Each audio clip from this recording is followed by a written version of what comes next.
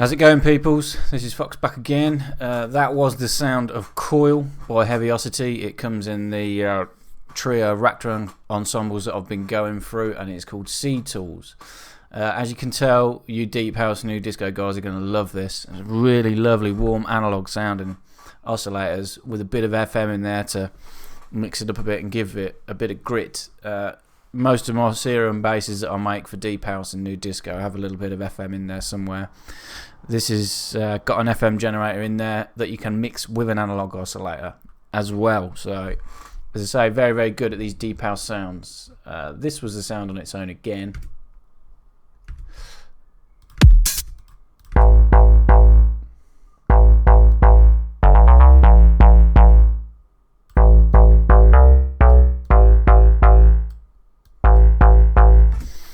Lots going on. I mean, it looks like quite a basic interface, but we're going to walk through it. We're going to dive into it. I'm going to talk it through bit by bit.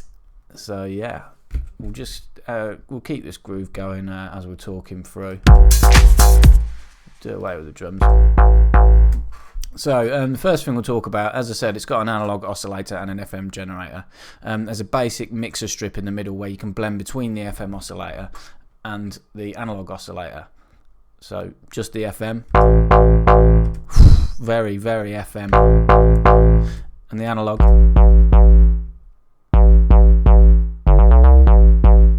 A lot of low end grit this is. I mean, these notes I'm playing are quite low in across the keyboard, but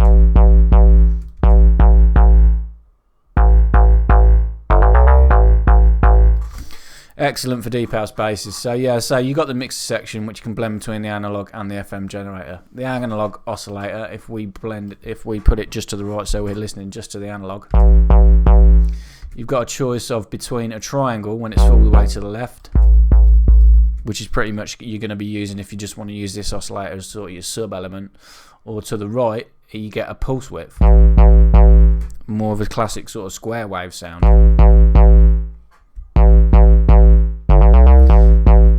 You then have control over the pulse width, the note length if you like.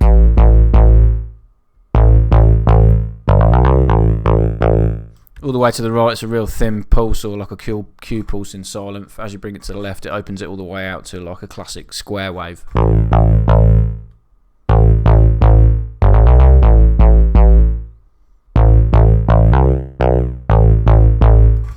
We'll talk about modulating this pulse width later on. It's capable. You are able to modulate it with this LFO. As I say, we'll talk about that in a bit. So if we solo this to the FM now, awesome bit of kit. It's my new favourite toy. This is for deep house. Brilliant. I wouldn't say you're limited in regards to the square wave and the triangle wave, but when you've got this FM generator, you've got about 8 different carrier waves, 8 different modulator waves. You can get some real drastic different sounds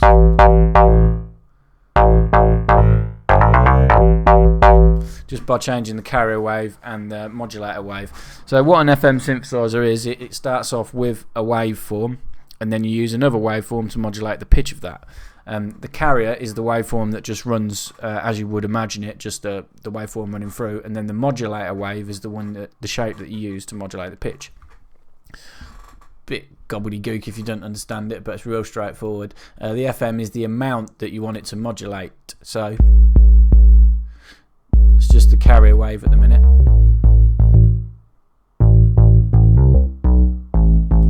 As you bring in the FM,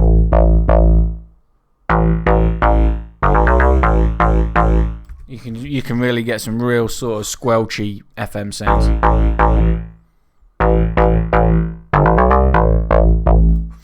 So yeah, what the different carrier waves you have? How many have we got? 1, 2, 3, 4, 5, 6, 7. 8 different carrier waves, 8 different waveforms that you can use as your starting point before you modulate them with another one. Now I've read the manual, it doesn't tell you what these waveforms are. It's a bit strange, I wonder why they don't mention it, but sine waves, blend between sine waves, triangles and square waves I think. And then same with the modulator waves. When you modulate it with another wave, you've got 8 different waveforms again I believe. 1, 2, 3, 4, 5, 6, 7, 8. 8 different positions. So you've got a combination of 64 different sort of sounds, if you like, from the FM generator. And then you can also change the harmonics of the modulator waveform. So you can change the pitch of the waveform coming in. So as well as 64 different combinations of waveforms, if you like, that you can have variable different FM settings, you can then change the harmonic of the waveform that's being modulating it.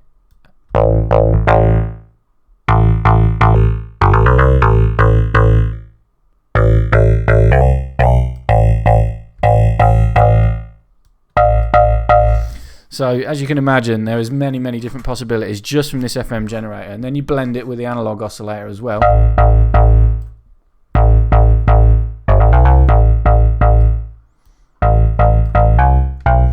Perfect for deep house bass and new disco. I keep saying it, but it is. It really is.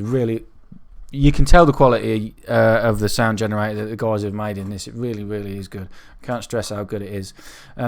Classically, you like to have control over the FM amount with an envelope. That's what this attack decay envelope is. You've got a sustain mode as well, which does away with the decay. The decay then becomes a release knob. So you can control the amount of FM being flicked in or out or whatever with an envelope. So if we turn the FM off, this intensity is like the destination amount for the FM.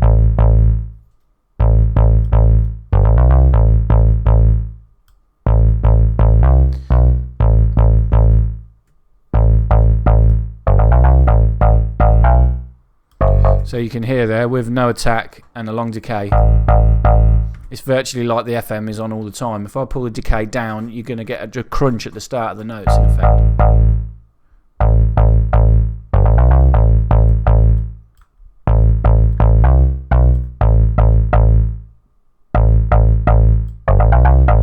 You can really make some lovely percussive sounds using the envelope in this way. If you want to do it the other way around, you turn the sustain on. As I say, the decay then becomes a release.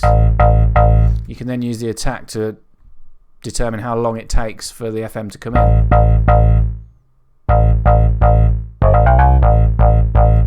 More progressive, sort of subtle FM sounds. I personally like to use the decay knob to add a bit of crunch at the start of the sounds. It's bipolar, so you can have the FM on and then tell the envelope to close it over time. Not something I do generally, as I say. You want to flick that FM in to give it that bit of crunch.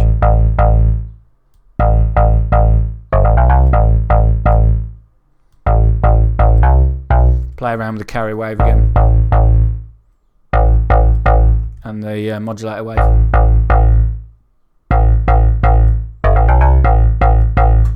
Brilliant, absolutely brilliant. I love it. I love the sound quality of this thing. It's really good. You then, in the mix section, you then have a separate noise source which you can bring in.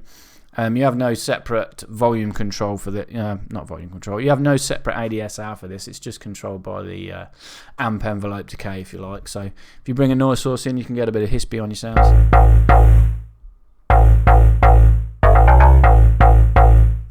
Nice to fill the sound out even more. Then, as you go along to the right, you've got the amp envelope. It's just a basic attack decay envelope. Again, if you're in sustain mode, the decay becomes the release. So the notes are going to tail on after you press a note. If I was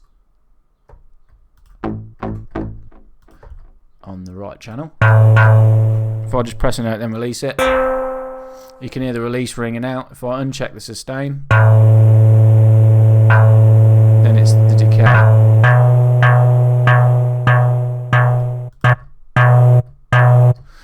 I had it the wrong way around. When toggle sustain mode on. When the envelope will hold maximum value after the attack press for as long as the key is held. When off, the envelope will enter the decay phase immediately after the attack phase. Yeah, slightly different to what I said.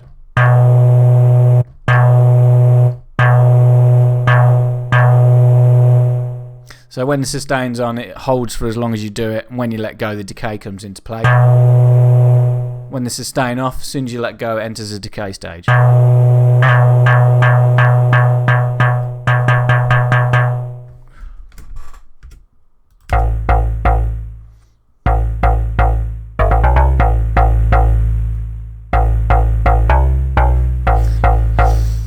Then we go into the filter. It's a classic low pass filter. This is your cutoff.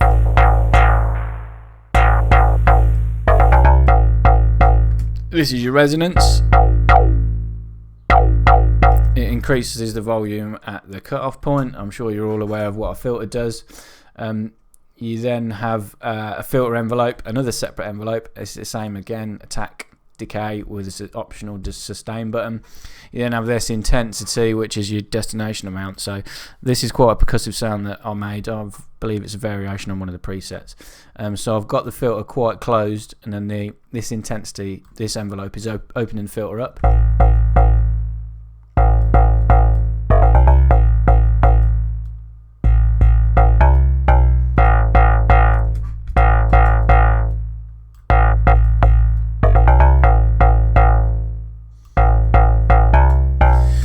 As well as a basic low pass filter and envelope, you have this X button. Now what this says, it says this controls the intensity of the high frequency attenuation by cross fading between a low pass filter and a peak EQ with similar settings.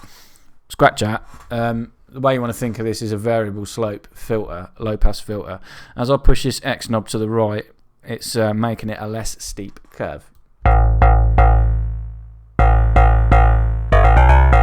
So it's letting more high frequencies through. That's the way I think of it, and that's what it sounds like, and that's what it looks like when you run it through a...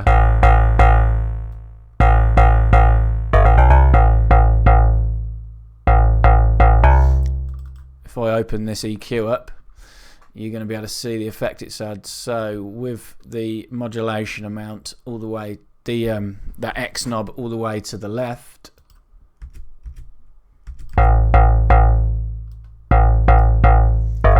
you can see it's cutting off around about 1200 Hertz as I move it to the right.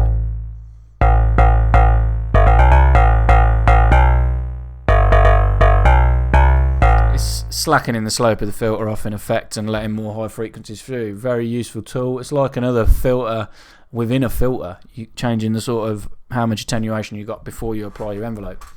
Very, very cool, very useful tool. We'll go back to this scene now.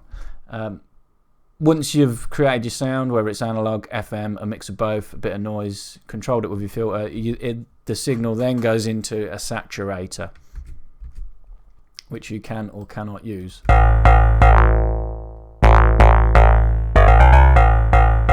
All the way to the left, it's totally off. More to the right, it's like an overdriving effect. It's passing the signal back through itself and distorting it. So you've got the volume control going into the saturator. This tilt controls how the effect reacts to different frequencies. At higher settings, the saturator will distort more with bass heavy signals. At lower settings, the saturator will have a heavier effect on high frequency signals. This is quite a bassy sound, so if you have the tilt all the way to the right, the saturator is going to affect more of the lows. If I pull it to the left, there's not much variable difference on this sound that we've got, but either way, that's what it does. You then have control of the signal coming out of the saturator. It's just like an extra volume control if you've dulled it down a bit with the filter or the saturation. You can control the signal coming the other side of the saturator. You then have a frequency shifter. It's in sync mode, sets whether the frequency shifter sets whether or not the modulation rate should be synchronized to the host tempo. This only affects the sound when the motion button is active. Okay, so you need the motion button activated for the sync to be triggered. When the motion button is added, toggles between a static frequency shift and a modulated frequency shift.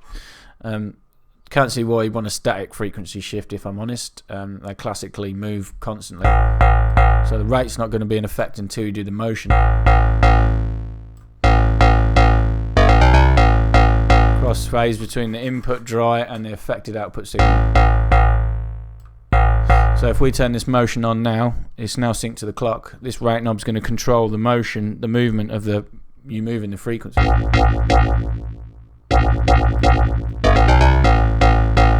You can use it again to squelch your sounds up. So much possibility with this little effect. Turn the rate down. It's almost like a phaser at slower rates.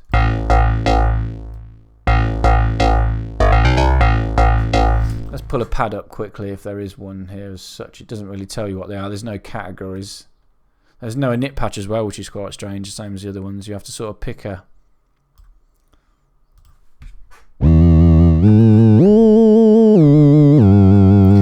That's using the LFO.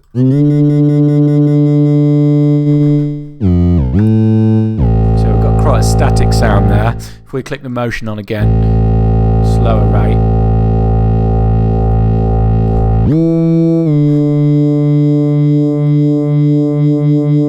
You can get sort of a Reese sort of sound out of it.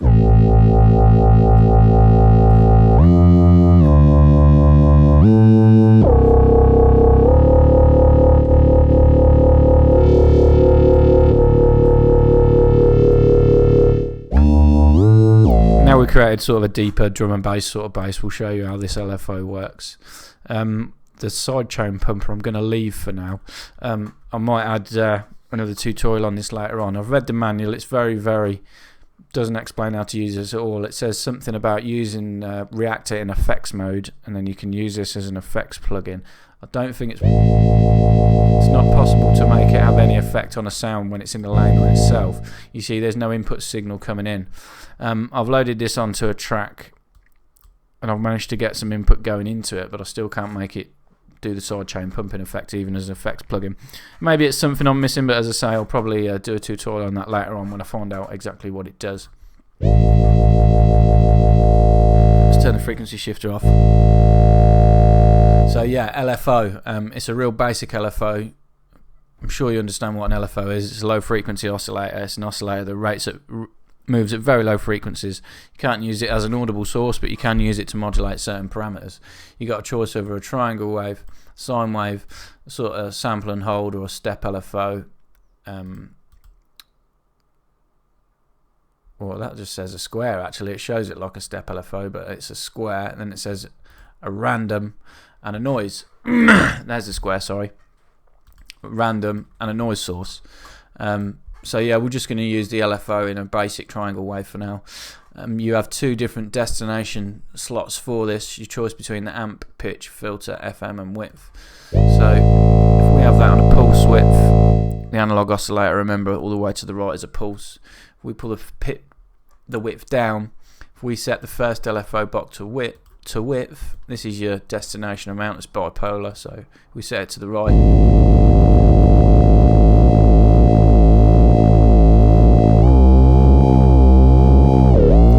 Clock.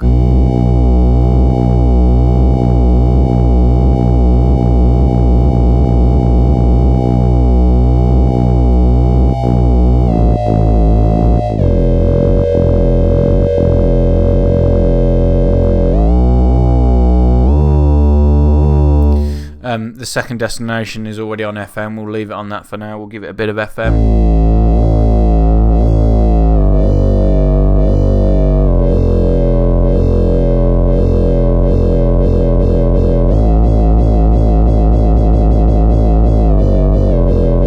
Phase is the starting point of the LFO. You can change whether it starts at obviously the start of how you would draw the shape, or whether you can move it all the way through.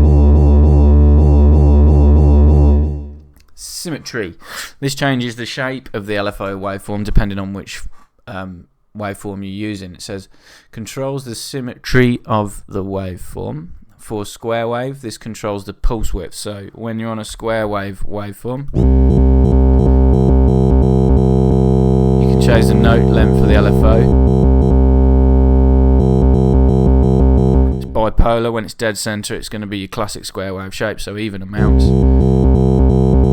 As you push it left or right, it offsets the note length of the square wave. Real straightforward. When you're on a triangle or a sine wave, it starts to turn it into a saw wave. So you can get the sort of ramped up effect.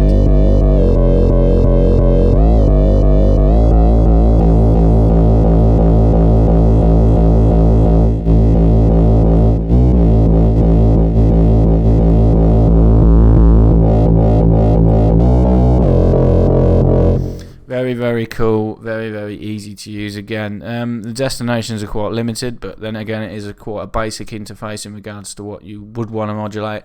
Everything's there, I think. You can modulate the FM if you want. The amp, classically, pitch or filter is the most common one. Let's change that to filter. Let's change it back to a basic triangle.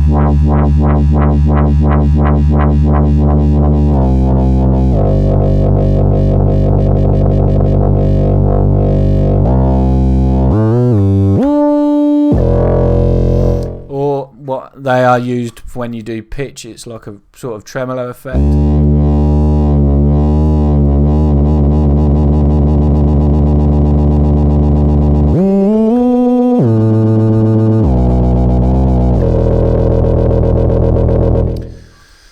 Yeah, show you another few of the presets quickly.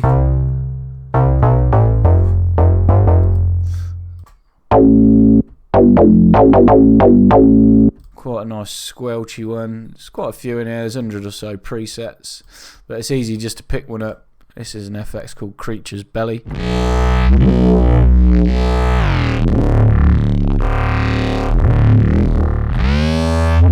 Very squelchy, sort of neuro-y sound even. Let's turn the rate up.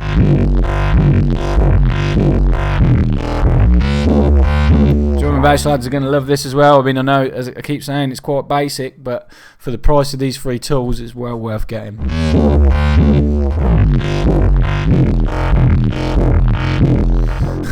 It's a real cool sound, that one. Growler.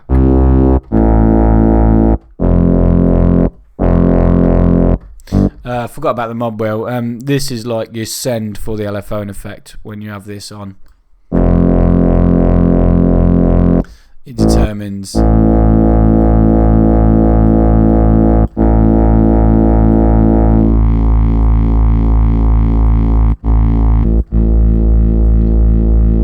whether you hear the LFO or not.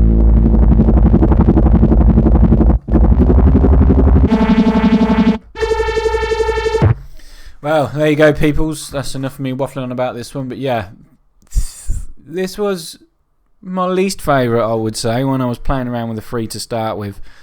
Clique, the string ensemble one, which I did in the last video, is still my favourite. But yeah, this is very, very capable, very, very good.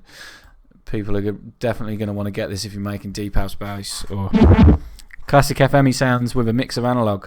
Perfect for new disco and other electro even. Well, you've heard drum and bass. That squelchy neuro one, very, very cool. Anyway, yeah, that covers this series of these 3 now. They're going to be done. I will be doing some tutorials on these as and when I start making patches with them. But yeah, for now, that's it. Make sure you subscribe if you enjoy this or any of my other tutorials. As always, thanks for watching. Cheers.